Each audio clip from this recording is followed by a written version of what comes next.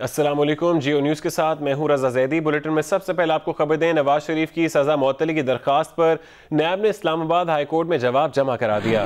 नैब ने नवाज शरीफ की सज़ा मुअत्तली की दरख्वास्त की मुखालफत की है। इस पर मज़ीद तफसीलात जानेंगे जियो न्यूज़ के नुमाइंदे अवैस यूसुफजई से। अवैस, नैब ने इस्लामाबाद हाई कोर्ट में जमा करवाए गए जवाब में क्या मौक़िफ़ इख्तियार किया है? जी बिल्कुल, देखें अल अज़ीज़िया सीनियर न्यूज़ रेफरेंस में नवाज शरीफ की तिब्बी बुनियादों पर सजा मुअत्तली की दरख्वास्त पर नैब ने इस्लामाबाद हाई कोर्ट में 12 सफ़ात पर मुश्तमिल तहरीरी जवाब दाखिल करा दिया है, जिसमें नवाज शरीफ की सजा मुअत्तल करने की मुखालफत की गई है। और इस जवाब में कहा गया है कि नवाज शरीफ की सेहत ऐसी तशवीशनाक नहीं, मेडिकल रिपोर्ट के मुताबिक नवाज शरीफ की जान को भी कोई खतरा लाक नहीं है, इसलिए दरख्वास्त को नाकाबिल समाअत करार देकर खारिज किया जाए। ये 12 सफ़ात पर मुश्तमिल जवाब डिप्टी प्रोसिक्यूटर जनरल नैब सरदार मुजफ्फर अब्बासी के जरिए दाखिल कराया गया है। और इसका बैकग्राउंड ये है कि गुज़िश्ता समाअत पर जब नैब की जानिब से जवाब दाखिल कराने के लिए दोबारा मोहलत तलब की गई थी, तो अदालत ने सरजनिश की थी और कहा था कि 2 हफ्तों का वक्त गुजरने के बावजूद जवाब क्यों दाखिल नहीं कराया गया। तो अब आइंदा समाअत से कब ये जवाब दाखिल करा दिया गया है, 19 जून को आइंदा समाअत होगी। जी ठीक है, बहुत शुक्रिया वैस अपडेट करने के लिए।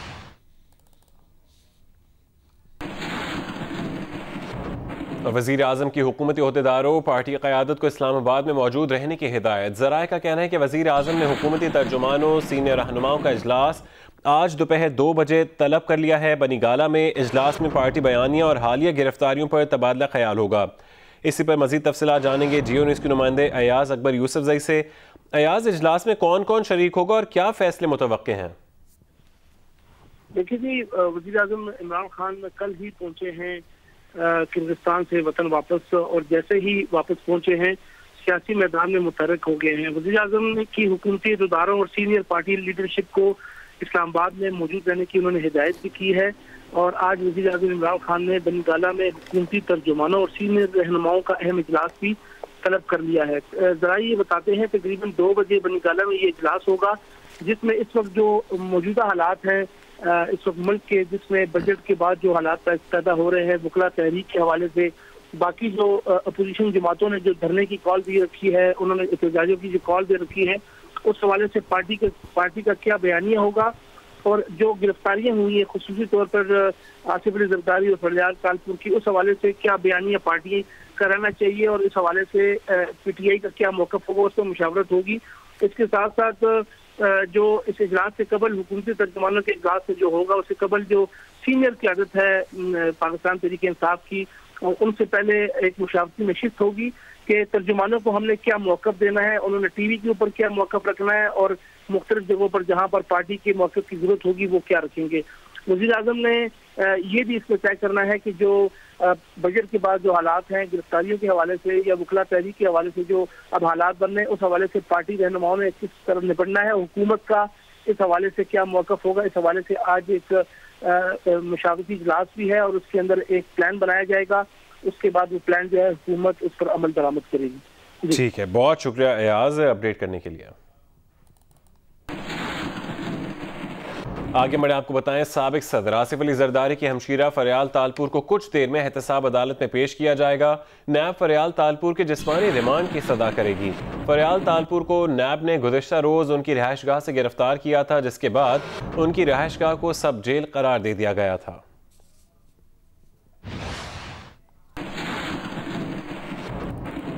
गिरफ्तार सूबाई वजीर सिप्तैन खान को एहतसाब अदालत में पेश किया जाएगा। नैब सिप्तैन खान के जिस्मानी रिमांड की दरख्वास्त करेगा। सूबाई वजीर जंगलात सिप्तैन खान को दौरान इंक्वायरी करप्शन के इल्ज़ाम में गिरफ्तार किया गया था। सिप्तैन खान पर चिन्योट में अरबों रुपए के ठेकों में मनपसंद कंपनी को नवाजने का इल्ज़ाम है।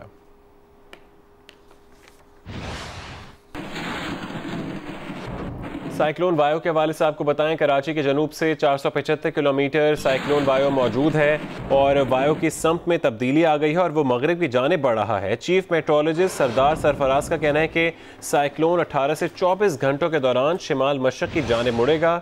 शिमाल मशरक़ की जानिब बढ़ने के बाद साइक्लोन की शिद्दत में कमी आ जाएगी। भारतीय गुजरात को पार करते हुए साइक्लोन डिप्रेशन या हवा के कम दबाव में तब्दील हो जाएगा।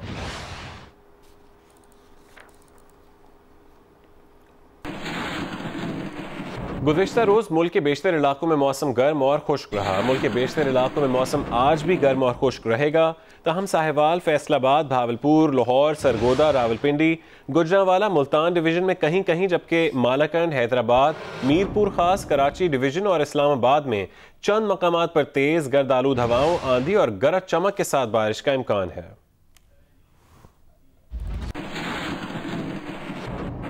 के बेशतर इलाके शदीद गर्मी की लपेट में हैं। दिन भर आग बरसाते सूरज की तपिश से बचने के लिए लोग सायादार जगहों और घरों में रहने को तरजीह देते हैं। सिंध में जैकबाबाद, लाड़काना, सखर, मीरपुर खास, उमरकोट समेत कई शहरों में पारा 45 से भी तजावज कर जाता है। पंजाब और बलूचिस्तान के इलाकों में भी गर्मी की लहर कई रोज से बरकरार है। शदीद गर्मी से बचने के लिए कुछ नहरों का रुख करते हैं तो किसी को ठंडा ठार शरबत बाता है। महकमा मौसमियात के मुताबिक आइंदा 24 घंटों के दौरान साहिवाल, फैसलाबाद, भावलपुर, लाहौर, सरगोधा, रावलपिंडी, गुजरांवाला, मुल्तान डिवीजन में कहीं कहीं, जबकि मालाकंड, हैदराबाद, मीरपुर खास, कराची डिवीजन और इस्लामाबाद में चंद मकामात पर गर्द आलूद हवाओं, आंधी और गरज चमक के साथ बारिश का इम्कान है। मुल्तान में गर्मी की शिद्दत बरकरार है। शहरी मौसम की सख्ती से परेशान है तो दूसरी जानिब गर्मी की हिद्दत को कम करने की कोशिश भी कर रहे हैं। रिपोर्ट कर रही हैं मैमूना सईद। जो मुल्तान की गर्मी वैसे ही खासी शोहरत रखती है और अगर आज के दर्जा हरारत की बात की जाए तो महकमा मौसमियात के मुताबिक आज कम से कम दर्जा हरारत 31 डिग्री सेंटीग्रेड रिकॉर्ड किया गया सुबह के वक्त, और आज दोपहर में ज़्यादा से ज़्यादा दर्जा हरारत 44 डिग्री सेंटीग्रेड तक रहने का इम्कान है। गुज़िश्ता चंद रोज़ से मुल्तान का दर्जा हरारत 47 या 48 डिग्री सेंटीग्रेड को टच कर गया था, लेकिन आज उसकी जो शिद्दत है वो कुछ कम है, जिसकी वजह यह है कि जनूब से 29 किलोमीटर फी घंटा की रफ्तार से हल्की गर्द आलूद हवाएं चल रही हैं। इस हवाले से जो मुल्तान के शहरी हैं वो खास से गर्मी से तंग और परेशान नज़र आ रहे हैं। सायादार जगहों की तलाश कर रहे हैं, रास्ते में ठंडे मशरूबात का भी इस्तेमाल करते हैं जब वो घर से निकलते हैं, और उसके साथ साथ सन ग्लासेस और सर पर कपड़ा लपेट कर जा रहे हैं। महकमे मौसमियात के मुताबिक कराची में समंदरी हवाएं आज भी बंद रहेंगी। दर्जा हरारत 39 से 41 डिग्री सेंटीग्रेड तक जा सकता है। शदीद गर्मी और हब्स में कराची के मुख्तलिफ इलाकों में बिजली की लोड शेडिंग का दौरानिया 10 घंटों से तजावुज़ कर गया। के इलेक्ट्रिक ने सूरत हाल की जिम्मेदारी गैस प्रेशर में कमी पर डाली, जिसे वफाकी हुकूमत ने सख्ती से मुस्तरद कर दिया।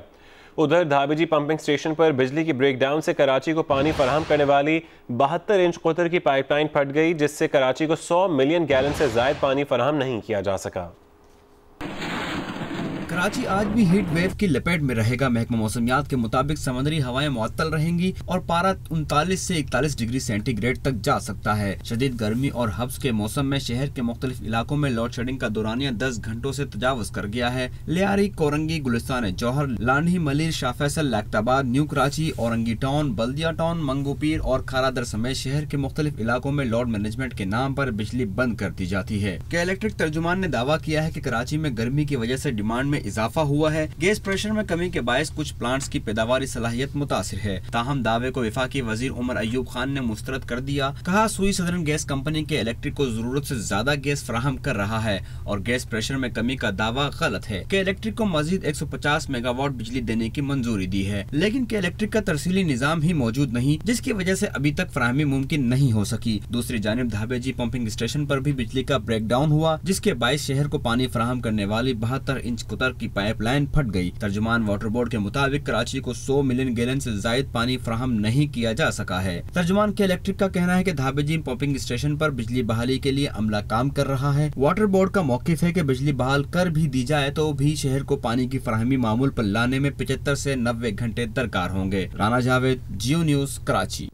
और अभी आपको खबर दें, वाटर बोर्ड के धाबेजी पंपिंग स्टेशन की बिजली 13 घंटे बाद बहाल कर दी गई। तर्जुमान वाटर बोर्ड के मुताबिक ग्रिड स्टेशन में आते जदगी के बायस पंपिंग स्टेशन की बिजली मुनक़ता हुई थी। धाबेजी से कराची को पानी की फराहमी इस दौरान मुकम्मल बंद रही। शहर को 300 मिलियन गैलन से जायद पानी फराहम नहीं किया जा सका। तर्जुमान ने दावा किया है कि मुतासरा पाइपलाइन की मुरम्मत का काम मुकम्मल कर लिया गया है। ताहम मुताल्लिका एक्सीएन का कहना है कि मुरम्मत के काम का आगाज कर दिया गया है और मुरम्मत में 1.5 से 2 घंटे लग सकते हैं। हैदराबाद में शदीद गर्मी के मौसम में बिजली की तवील बंदिश से शहरी परेशान हैं। शहर के कई इलाकों में 8 से 12 घंटों की बिजली की लोड शेडिंग की जा रही है, जबकि बाज़ इलाकों में शहरियों ने बिजली की बंदिश के सबब रात जाग कर गुजारी। शदीद गर्मी के मौसम में हैदराबाद के इलाकों कोहसार, हीराबाद, घुमनाबाद के इलाकों में रात 10 बजे से बंद होने वाली बिजली बहाल नहीं हो सकी, जिसकी शिकायत के लिए शहरी हेस्को के कंप्लेंट सेंटर्स और दफातर में ऑपरेशंस के अमले से राबते की कोशिश करते रहे। दूसरी जानिब लतीफ़ाबाद 11, 12, 6, प्रीटाबाद, टंडो आगा, फिलेली, सहरिश नगर, समेट सिटी, लतीफ़ाबाद, कासिमाबाद, टंडो जाम के कई इलाकों में बिजली की 8 से 12 घंटों की लोड शेडिंग से घरों में ख़वातीन और बच्चों को मुश्किलात का सामना करना पड़ा। वहीं अस्पतालों में मरीजों को भी अजियत का सामना है। जियो न्यूज़ की जानिब से हेस्को तर्जुमान से मौक़िफ़ के हुसूल के लिए मुतादिद बार फ़ोन पर राबता करने की कोशिश की गई, लेकिन कॉल रिसीव नहीं की गई। बुलेटिन में दीगर खबरें शामिल करते हैं। वज़ीर आज़म इमरान खान शंघाई ताउन तंजीम के सरबराह इजलास के मौके पर इंतहाई मसरूफ़ रहे। भारतीय वज़ीर आज़म नरेंद्र मोदी से भी मुसाफ़ा और मुख्तसर बातचीत हुई। वज़ीर ख़ारजा शाह महमूद कुरैशी कहते हैं सरबराह इजलास के दौरान ये एक गैर रस्मी मुलाकात थी, ये दुनियादारी थी। मुज़ाकरात के हवाले से पाकिस्तान ने जो कहना था कह दिया, अब फैसला भारत ने करना है। वज़ीर आज़म इमरान खान की रूस के सदर व्लादिमीर पुतिन के साथ भी खुशगवार माहौल में मुतादिद बार गैर रस्मी गुफ्तगू हुई। वज़ीर आज़म इमरान खान से चीन, किर्गिस्तान, उज़्बेकिस्तान और बेलारूस के सदूर ने भी मुलाकातें की। बलूचिस्तान के आइंदा माली साल का बजट 19 जून को पेश किए जाने का इम्कान है। सूबे की अपोजिशन जमातों को तवक्को है कि बजट के तरक्याती प्रोग्राम में अपोजिशन अरकान के हलकों को नज़रअंदाज नहीं किया जाएगा, जबकि हुकूमत ने भी यकीन दिलाया है कि आइंदा माली साल के बजट में तमाम हलकों को बराबरी की बुनियाद पर फंड्स दिए जाएंगे। कोयटा से नदीम कौसर की रिपोर्ट देखिए। बलूचिस्तान का रवा माली साल 2018-19 का सालाना तरक्याती प्रोग्राम पिछले एक साल से ज़ेरे बहस रहा। 88 अरब रुपए की PSDP के हवाले से अपोजिशन अरकान का इल्ज़ाम था कि इसमें अपोजिशन के हलकों को नज़रअंदाज किया गया है, जबकि इसके बरक्स हुकूमत का कहना था कि ये PSDP पिछली हुकूमत की बनाई हुई है, जिसे दुरुस्त किया जा रहा है। ताहम अब अपोजिशन जमातों का मुतालबा है कि आइंदा माली साल के सालाना तरक्याती प्रोग्राम में सब हलकों को बराबरी की बुनियाद पर फंड दिए जाएं। पंजाब फाइनेंस बिल में मुतादिद नए शोबे भी टैक्सेस की जद में आ गए हैं, जिनमें स्टॉक ब्रोकर्स, मनी चेंजर्स, वकील, डॉक्टर, हकीम, ठेकेदार, बिल्डर्स और प्रॉपर्टी डीलर्स शामिल हैं। कार और प्रॉपर्टी डीलर्स पर भी टैक्स आयद करने की तजवीज़ फाइनेंस बिल में शामिल है। लाहौर से जवाद मलिक की रिपोर्ट देखिए।